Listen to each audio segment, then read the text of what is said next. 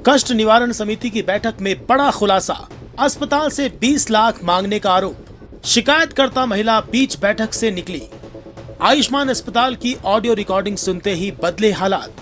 उनने कहा आप डॉक्टरों ने लास्ट 20 लाख दे देंगे और मैं राजीनामा कर लूंगी। उनने कहा पहले आप। मंत्री ने कार्रवाई के दिए संकेत। 13 में से 10 शिकायतों का मौके पर ही निपटारा। भिवानी में आयोजित जिला कष्ट निवारण समिति की बैठक उस समय चर्चा का विषय बन गई जब आयुष्मान अस्पताल के खिलाफ शिकायत करने वाली महिला पर ही समझौते के नाम पर पैसे मांगने के आरोप सामने आ गए। बैठक में अस्पताल की ओर से एक कथित ऑडियो रिकॉर्डिंग सुनाई गई, जिसके बाद मंत्री ने कार्रवाई के संकेत दिए और महिला बैठक छोड़कर चली गई। भिवानी में शुक्रवार को आयोजित जिला कष्ट निवारण समिति की बैठक में खाद्य नागरिक आपूर्ति एवं उपभोक्ता मामले मंत्री राजेश नागर ने कुल 13 परिवादों की सुनवाई की। इनमें से 10 शिकायतों का मौके पर ही समाधान कर दिया गया, जबकि अन्य मामलों में आवश्यक कार्रवाई के निर्देश दिए गए। बैठक के दौरान उस समय माहौल बदल गया जब पिछली बैठक में आयुष्मान अस्पताल के खिलाफ शिकायत दर्ज कराने वाली एक महिला का मामला सामने आया। अस्पताल प्रबंधन की ओर से मंत्री के समक्ष एक कथित ऑडियो रिकॉर्डिंग प्रस्तुत की गई, जिसमें महिला आपसी समझौते के बदले 20 लाख रुपए की मांग करती हुई सुनाई दे रही है। Hello hello.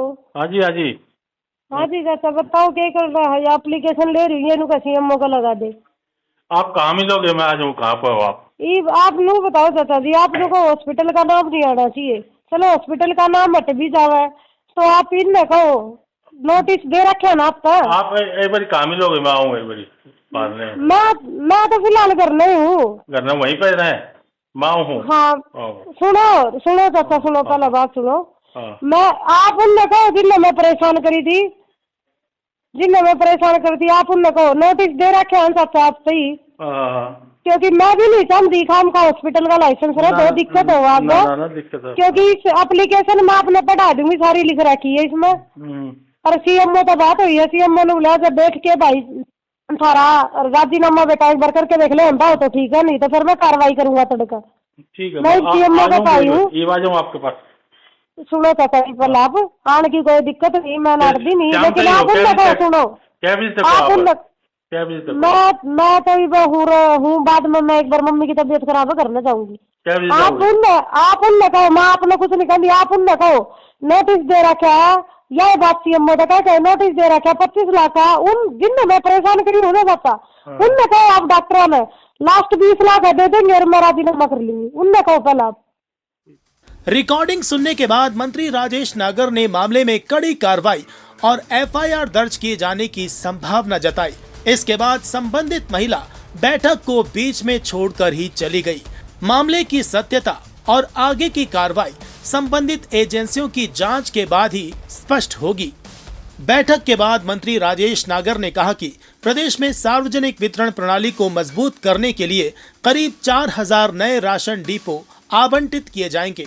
उन्होंने बताया कि इसकी प्रक्रिया अंतिम चरण में है और अगले महीने की लगभग 15 तारीख तक आवंटन की प्रक्रिया पूरी कर ली जाएगी। कष्ट निवारण समिति जैसी व्यवस्था का उद्देश्य आम लोगों को न्याय दिलाना है, लेकिन यदि शिकायतों का दुरुपयोग करने या कथित रूप से समझौते के नाम पर धन मांगने जैसी बातें सामने आती है तो ये व्यवस्था की विश्वसनीयता पर भी सवाल खड़े करती है। अब सबकी नजरें जांच पर रहेंगी कि आरोपों की आखिर क्या सच्चाई है और दोषी पाए जाने पर किसके खिलाफ क्या कार्रवाई होगी।